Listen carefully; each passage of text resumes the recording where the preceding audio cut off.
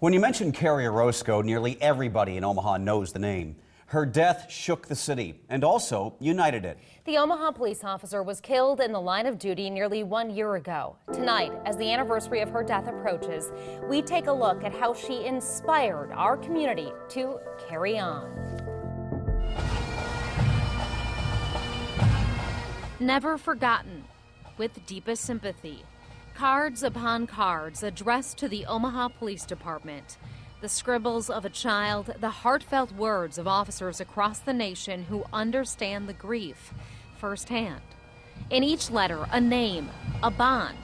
Officer Kerrie Orozco. Parts of it, Jennifer, are very vivid. Parts of it are a blur. Omaha Police Chief Todd Schmaderer told me he specifically remembers the call a year ago. An officer had been shot. The memories that I have of being up at the hospital and talking to Kerrie's mom and her husband were something I'll never forget. On May 20th, 2015, Officer Rosco came to provide backup for Sgt Sgt Pats and another officer when a bullet hit her.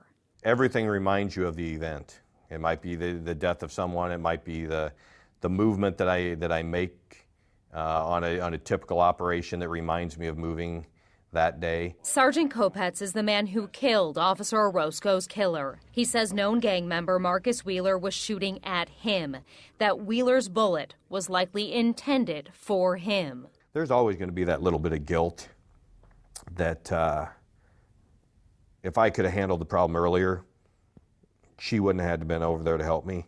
But that's the type of person she was. I watched a coworker and a friend lose her life trying to help me. Sgt Pats is sharing his experience by speaking to church groups and officers. His message includes his family's motto, never give up, stay calm, carry on. Anyone in their right mind wouldn't run to gunfire. She did. The way she carried herself as a law enforcement officer, the way she carried herself in the community exemplifies everything good about the Omaha Police Department. Officer Rosco was getting ready to go on maternity leave. Her premature daughter, Olivia, was still in the hospital. As Olivia got bigger and healthier, a fiercely dedicated Officer Rosco decided to hit the streets. When out working as a police officer, she spent time in the community, coaching kids. Listen to her own words. Because if we can teach these young kids that just by playing baseball, they can learn that, there's positive things in life to look forward to, then they won't be out there robbing and stealing. Just like Kerrie's life represented everything good about the Omaha Police Department, the way this community came out and supported the police department makes me think that Omaha is the most special place around. Chief Schmaderer and those who loved Officer Rosco were overwhelmed by the thousands of people who came out for her funeral and procession, the masses who support Blue. One of the most incredible things is that it's a year later and people still reach out.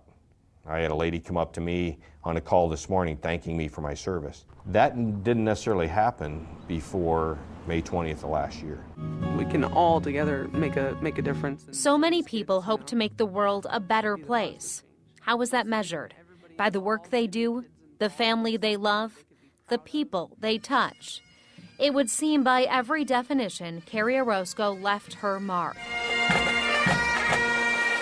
And in that way, her name, forever etched on the law enforcement officer's memorial in Washington, D.C., carries such meaning. Her legacy will carry on. Let's remember all the officers that have fallen. Let's remember the year anniversary. Let's remember the emotions that we felt, and let's continue that forward. I still want the community, when they see a law enforcement officer, I want them to look at that officer and say, there's a piece of Kerrie in that officer.